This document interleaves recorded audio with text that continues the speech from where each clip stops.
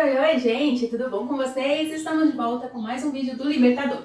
Olá, tudo bem? Que bom estar de volta com vocês e hoje um capítulo é muito emocionante. Nós vamos hoje estudar dois capítulos que falam tudo a respeito da nossa salvação, do que a gente está fazendo aqui, tudo está ligado aos acontecimentos desses dois capítulos que nós vamos estudar hoje. Sem eles nada adiantaria, seria tudo em vão. Mas antes da gente estudar, da gente falar um pouquinho sobre os capítulos dessa semana, eu só queria lembrar você que ainda não é inscrito aqui no canal, para você se inscrever, para você também seguir a gente nas redes sociais. Lá no Instagram tá rolando um sorteio muito especial, a gente tá correndo atrás de chegar aos 10 mil aqui no YouTube, e assim que a gente chegar em 10 mil pessoas, eu vou estar finalizando esse sorteio. Então se você quer participar, vai lá no post que eu vou deixar linkado aqui na descrição do vídeo, o link do post, que aí você vai lá no post, curte, marca um amigo seu e também compartilha para que outras pessoas também participem. E compartilha esse vídeo com seus amigos, assim eles vão também estar recebendo a palavra de Deus, vão estar podendo estudar junto com a gente. Bem, os capítulos dessa semana serviram como base para a lição da escola sabatina, que nós estudamos durante a semana, que tinha o título Contemplando a Cruz. Então o título já diz tudo, a gente está falando sobre o momento da crucifixão de Jesus, é um momento ali, a gente veio estudando várias coisas até chegar a esse momento que definiu todas as coisas. Mas a gente vai ver na próxima semana que o que definiu não foi bem a morte de Jesus, mas a sua ressurreição, porque se ele não tivesse se ele não tivesse ressuscitado, não adiantaria nada. Mas isso deixa pra semana que vem. Hoje a gente vai falar sobre a crucifixão, sobre esse momento. A gente terminou semana passada no julgamento, que a gente viu que foi uma loucura, uma coisa muito corrupta, um negócio contra a lei, totalmente fora das regras das leis. E a gente acompanhou tudo isso. Se você não assistiu, vê o vídeo da semana passada, que tá bem interessante. E aí a gente chega, já tomou a decisão, Pilatos lavou as mãos, o povo resolveu crucificar Jesus e agora Jesus é levado para ser crucificado. E a gente inicia aqui, depois dessa notícia de condenação, Jesus é levado para receber a cruz que ele teria que carregar até o local de crucifixão. E o interessante é que essa cruz não foi feita para ele, porque até então quem estava preso para ser condenado e morto era Barrabás. A gente viu que foi solto. Havia ali 3 condenados para morrer naquele dia. Eram 3 ladrões.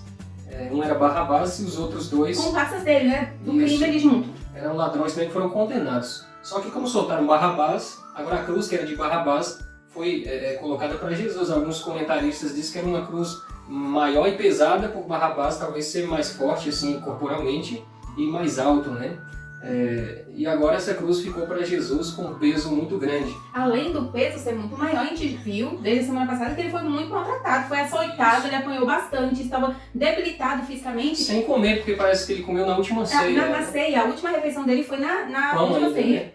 E aí ele estava sem forças. E aí a gente acompanha aqui na leitura, tanto da Bíblia como aqui, esse momento em que Jesus está carregando a cruz. Chega um momento que a gente sabe, gente, Jesus é Deus, só que ele também é homem. Ele estava ali com as forças humanas, de um corpo humano. E aí chegou um momento que a exaustão, a falta de comida, o cansaço físico pelo açoitamento e tudo mais, cobrou preço e ele não aguentou a cruz e acabou caindo.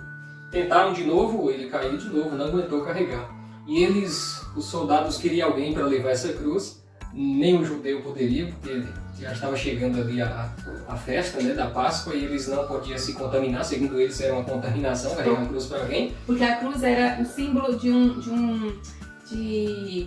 condenação por atos muito terríveis, porque era o pior tipo de condenação, então para eles seria uma maldição. Uma maldição tocar em uma cruz.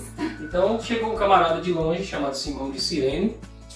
Ele se compadeceu, estava ali muito triste. Ficou porque chocado com a cena. O filho dele já tinha comentado de Jesus, outras pessoas também. Ele ficou comovido. Os filhos deles seguidores de Jesus. Ele não acreditava, mas os filhos sim. Então ele meio que já ouviu falar, já tinha uma noção. Era de certa forma simpatizante, E agora os soldados perceberam que ele estava assim com muita pena, Falou, não, tu carrega para ele, vai. Você tá aí com tanta dó, carrega. Ele catou essa cruz e levou para Jesus até o local onde ia ser crucificado. Eu achei muito interessante que a Ellen White diz ali que carregar a cruz de Jesus para Simão, não é o nome?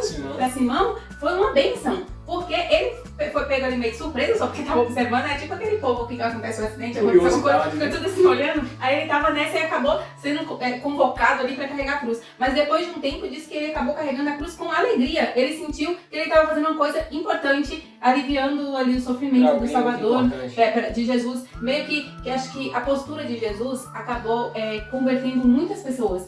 Porque as pessoas não esperavam que uma pessoa condenada, torturada daquela forma, iria agir daquele jeito. Então a postura dele, a forma dele agir, acabou sendo um testemunho a favor dele, né? E muitas pessoas acabaram acreditando em Jesus durante esses momentos terríveis. Isso. E algumas pessoas também que são mencionadas aqui nesse capítulo, que eu achei bem interessante, são algumas mulheres. Que a gente sabe que no Oriente Médio tem um costume de quando alguém morre, quando tem um velório, alguma coisa, o pessoal contrata mulheres para chorar. E aí essas mulheres, tinha algumas mulheres ali próximas onde Jesus estava passando e vendo aquele sofrimento de Jesus, elas se compadeceram. E elas começaram a chorar não porque estavam sendo pagas para isso, mas porque elas ficaram compadecidas pelo sofrimento deles. Tinha mães ali, tinha mulheres que tinham sido curadas, tinha mulheres que tinham o filho que foi curado. Então estavam muitas pessoas ali. As pessoas foram alimentadas naquele receberam um milagre, um benefício. Exatamente. E aqui fala, eu achei interessante que Jesus olha para essas mulheres, ele faz uma profecia falando para que elas não chorassem, porque viria tempos que elas iriam chorar por seus filhos, né? Porque a gente sabe que alguns anos depois ia ter a destruição de Jerusalém. Então Jesus fala assim que teria outros motivos para elas chorarem. Porque aquelas mulheres não estavam chorando porque acreditavam que Jesus era o Salvador. Elas estavam chorando assim como elas chorariam por qualquer pessoa inocente, qualquer ser humano que estava sendo maltratado daquela forma. Então elas se compadeceram, né? Assim como a gente tem que se compadecer do nosso próximo, né? E tudo mais. E aí, passando-se essa parte, Jesus continuou sendo levado e a multidão acompanhando Jesus. E aí diz que Jesus se lembrou de alguns dias atrás em que essa mesma multidão estava clamando estava recebendo ele em Jerusalém, aclamando ele como rei, dando hosanas, e agora essa mesma multidão estava gritando: crucificam. Isso aí, né? A multidão queria um reino terrestre, não conseguiu, ficaram decepcionados, e a mesma multidão agora pede morte do Filho de Deus. Ali ele chegou no local onde era crucificado, um local chamado Monte da Caveira, né?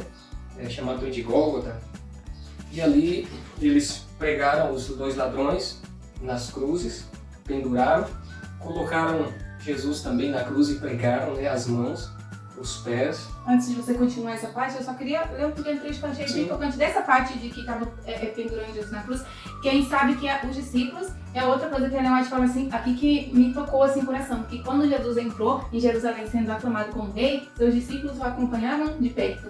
E agora, enquanto ele estava sendo levado para ser crucificado, os seus discípulos também o acompanhavam, mais de longe, só observando para que o que estivesse acontecendo com Jesus não recaísse sobre eles também, né? Tipo, medo, alguma coisa. Então, para ver assim, até que ponto a gente está disposto a seguir Jesus fielmente, será que é só nos momentos felizes, quando Jesus está fazendo milagre? Tem uma música muito bonita de Luiz Cláudio, que diz assim: como é bom ser cristão quando tudo vai bem pro seu lado. Mais difícil é quando as coisas começam a ficar complicadas. E aí aconteceu na vida dos discípulos, né? Tava tudo bem, mil maravilhas. Jesus multiplicando pão, coisa boa. Mas quando o negócio aperta, só vê gente espalhando, as igrejas se esvaziando. Quando a pandemia chega e começa a ver o negócio. Todo mundo apavorado. E aqui diz que entre esses que estavam acompanhando, a gente tinha ali Maria, mãe de Jesus, que estava sendo acompanhada por João, né, e tudo mais. E aí, ela assistindo essa cena, aí diz aqui que os soldados trouxeram o martelo e os pregos, e enquanto estes penetravam a carne tenra, os discípulos afastaram o corpo desfalecido da mãe de Jesus daquela cena cruel. Eu fico arrepiada, gente, porque eu fico imaginando assim, o amor de uma mãe, né, querendo ou não, Jesus nasceu de dentro da barriga dela. Ela criou ele desde pequenininho, embalou nos braços, deu comida, vestiu, cuidou. E chegou o momento dela ver o filho dela, porque ela via Jesus como filho. Jesus era o pai dela, né? É o criador dela, mas ao mesmo tempo é o filho, é um negócio que dá um bug na nossa cabeça, né? Mas, homem era filho dela. Como homem, ele era filho dela. E ela vê o filho sendo morto daquela maneira, né? Sem poder fazer nada. E ela sem poder fazer nada, tem que assistir. Ela desmaiou naquela hora, não aguentou. Que mãe vai aguentar a cena dessa? É difícil a gente ver uma coisa dessa com qualquer semelhante, com qualquer pessoa, um ser humano. Imagina você sabe que é um parente, que é uma pessoa próxima. Enquanto eles pregavam os ladrões na cruz, eles gritavam, esperneavam, mas Jesus estava como um cordeiro manso. Pregava e ele estava lá tranquilo, né? Morrendo de dor, mas sem sem afrontar, sem revidar, sem reagir, né? E aí a gente sabe que para a cruz ficar de pé, eles cavavam um buraco assim, depois eles levantavam a cruz e colocavam no buraco. E não era com nenhum tipo de delicadeza, né? Eles levantavam a cruz e soltavam a cruz dentro do buraco. E aquilo fazia com que o peso do corpo de Jesus rasgasse as mãos dele. E aí, dentre todas essas... É isso que assim, me pega, é porque quando tudo isso está acontecendo, ao invés de Jesus ficar chateado, ficar revoltado, ficar, sei lá, maldizer aquele povo, falar para Deus mandar fogo do céu e consumir todo mundo, ele ora a Deus falando: Pai, perdoa-lhes porque não sabem o que fazem. Isso aí. Ali foi uma cena extraordinária, né? Ele estava ali pendurado, ele olha para sua mãe ali que estava desmaiando, chorando, e o discípulo que estava mais perto dele era João, e estava ali segura a mãe dele, Maria, né? Ele olha para Maria e diz assim para Maria: Maria, mulher, eis aí o teu filho. E fala para João: João, olha aí a tua mãe. Ou seja, ele se preocupou, né, com... estava preocupado com a mãe dele, que estava sozinha, viúva, né? E agora ia ficar sozinha. A gente sabe, a gente já comentou aqui em alguns vídeos, creio eu, o costume da época, né, é que tipo, as mulheres, quando ficavam viúva, alguma coisa, quem cuidava era a família. Mas Maria, ela não tinha família. Jesus era o único filho dela. Nessa época, tudo indica que José já havia morrido. Então ela, né, era viúva. E os outros filhos, né, irmãos por parte de José de Jesus, então os outros filhos de José não eram filhos de Maria. Provavelmente filhos de um primeiro casamento. Então ela não tinha filhos, não tinha o esposo, provavelmente os pais também já tinham falecido, ela era uma mulher só. Tudo, quando ela viu Jesus naquela cruz, ela estava vendo tudo que ela tinha morrer. Isso. E agora Jesus fala para ela, e João agora pegou Maria como se fosse a mãe dele para cuidar. Ele se responsabilizou por ela, e quando Jesus foi para o céu depois, para ele foi uma lembrança de Jesus que ficou com ele, que foi a mãe. Ele ficou tão feliz porque Maria fazia com que ele lembrasse mais de Jesus, né? Então, assim, foi um momento bom. Naquele momento, tinha dois ladrões, um de um lado e um do outro, murmurando, um começou a reclamar, o povo lá embaixo falando: se tu és o Filho de Deus, faça um milagre, desce da cruz e tal. Salva só para você mesmo. E aí o ladrão que estava pendurado de um lado começou a falar a mesma coisa: se ele é Filho de Deus, por que não nos tira daqui, né? Porque não salva nós e é você mesmo. Ele ainda se incluindo, me salva também. Isso. Mas tipo, só da morte. Tinha um ladrão do outro lado que, percebendo tudo isso, ele já tinha perseguido Jesus uma vez, mas tinha desviado nele, aí ele sabia quem era Jesus. E ele repreendeu o outro, falou assim: será que nem na hora da morte você não teme a Deus? Ou seja, ele tinha esse respeito, ele reconheceu ali agora que Jesus era o Filho de Deus. E ele falou para Jesus assim: Senhor, lembre-se de mim quando estiver no paraíso. E aí Jesus respondeu imediatamente para ele: na verdade eu te digo hoje, estarás comigo no paraíso. Se Jesus garantiu a salvação, Jesus não quis dizer que ele ia para o céu naquele dia. Nem Jesus foi naquele dia. É porque a gente sabe, né, que Deus passou ali o sábado na tumba, e quando ele ressuscitou no domingo, ele falou para Maria para não tinha ido tocar ele, porque ele ainda não né? tinha ido ao pai. Então não tinha como ele levar o homem para lá. Conforme o que a Bíblia ensina, os mortos ressuscitarão na volta de Jesus. Então Jesus garantiu para ele naquele dia: em verdade eu te digo hoje, eu estou te garantindo hoje que você vai estar comigo no paraíso. Olha que alegria, né? A gente vai tristeza na hora da morte, lá. mas a alegria é receber a vida eterna. Morrendo, mas recebendo uma vida. Como é que pode? Então, Deus é maravilhoso. E ali o tempo foi passando, tentaram com que ele bebesse vinagre, porque era um tipo de mistura entorpecente para aliviar a dor. E se ele não quis beber, porque não queria dar lugar para o diabo, para entorpecer a sua mente, né, para dar motivo, ele ficou lúcido até a hora da morte.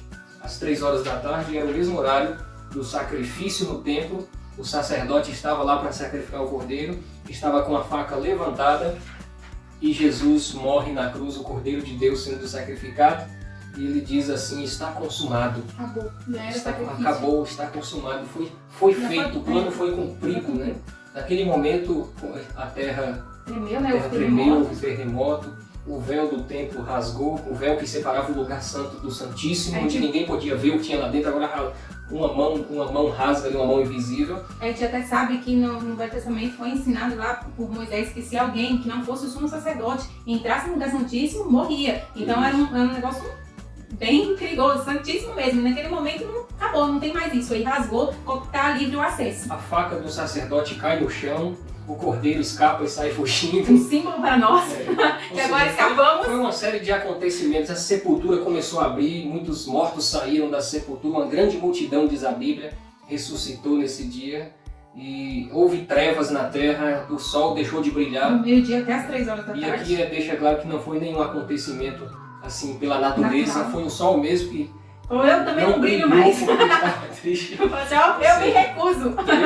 Deus, demonstrando a sua tristeza pelo pecado, fez com que o sol também deixasse de A brilhar. natureza estava triste, era como se a gente sabe que Deus é vida, Deus que é, né, Jesus é vida, Deus é vida. E ali, o Filho de Deus, Jesus morrendo, é como se a natureza toda estivesse sentindo isso também e Exatamente. demonstrando de certa maneira essa morte. Toda da aquela natureza. multidão que estava perto da cruz caiu por terra e ficou morrendo de medo de ser Aí, o fim deles também. Numa dessas, o soldado já falou assim, verdadeiramente, esse é o Esse Filho é o de Deus. Filho Ele falou assim, de não é Deus. possível um negócio desse, o mundo parece estar acabando. Então foi uma série de acontecimentos e ali foi entregue a sua vida a Deus, né? A Deus o Pai. E é interessante porque a gente sabe que quando Jesus voltar vai ter uma ressurreição especial das pessoas que, né, mataram Jesus, que vão ressuscitar, vão ver Jesus voltar em glória, depois vão morrer de novo, para depois, quando passar 1000 anos, eles ressuscitam de novo para a morte.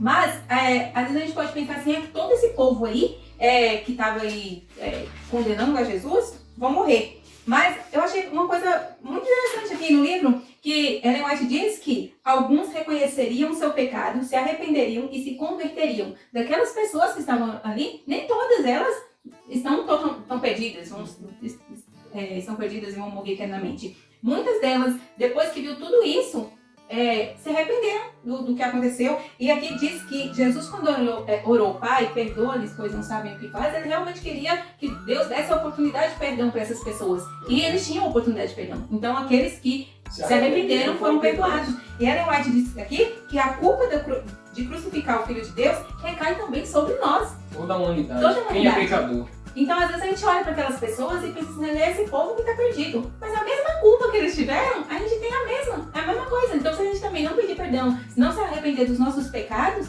nós vamos ser culpados pela morte de Jesus também. Muito bem.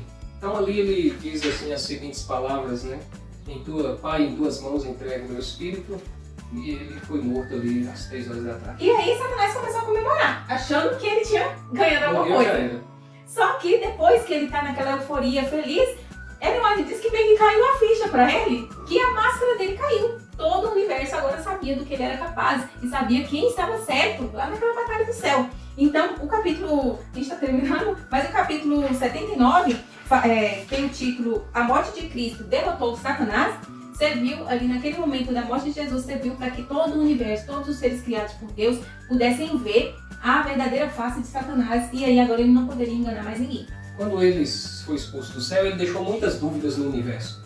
Acusou Deus de muitas coisas, de ser injusto, de ser um ditador, de que era impossível obedecer às leis dele e tal. Então agora, Jesus vindo representando a raça humana como Adão, como segundo Adão, como ser humano, para provar para todo o universo que era possível Adão ter vivido sem pecado. Que era o que Satanás falava que não era possível. E mesmo Jesus tendo vivido sem pecar, Satanás foi capaz de matar ele. Então provou por todo o universo que quem é o assassino, quem é o mal é o diabo. Ela te disse que ao derramar o sangue do Filho de Deus, ele agora perdeu a simpatia de todos os seres celestiais, de outros planetas, todos os seres criados por Deus. Agora ele não tinha mais simpatia de ninguém. Não existiu mais a partir desse momento. Ele perdeu toda a restinho de alguma admiração que algum ser tinha por ele, né? Ele demonstrou ali que se fosse possível ele matava o próprio Deus e tomava o trono. Como ele provou aqui na Terra, matando o Filho de Deus que veio representar a raça humana, né? Então ali ele foi decretado o fim dele. Ele ficou muito irado quando percebeu. Ele esperava que a sepultura não se abrisse para Jesus sair. Porque se Jesus não saísse, não havia esperança para nós. Mas a gente vai falar mais sobre isso na próxima semana, porque ele já está querendo entrar no assunto da semana que vem. Se você quer saber o desenrolar dessa história, não perca o vídeo da próxima semana, ok? Então é isso, gente. Jesus morreu para salvar cada um de nós. Cabe a nós agora aceitar esse sacrifício e reconhecer Jesus como nosso Senhor e Salvador. Vamos orar? Vamos? Obrigado, Senhor, pelo estudo de hoje. Nós agradecemos pelo sacrifício que fez por nós. Ajude-nos a manter sempre firmes nos teus caminhos e ajudar outras pessoas também a estar do teu lado para um dia morar com o Senhor. Amém. É o que eu te peço em nome de Jesus. Amém. Amém. É isso, amanhã tem mais lição, que tá muito boa a lição da semana que vem. E semana que vem tem mais vídeo do Libertador, que a gente já tá ó, bem no finzinho, gente. Ano que vem tem mais livro novo. Isso aí. Beijo e um feliz sábado. Um abração a todos e até o próximo vídeo.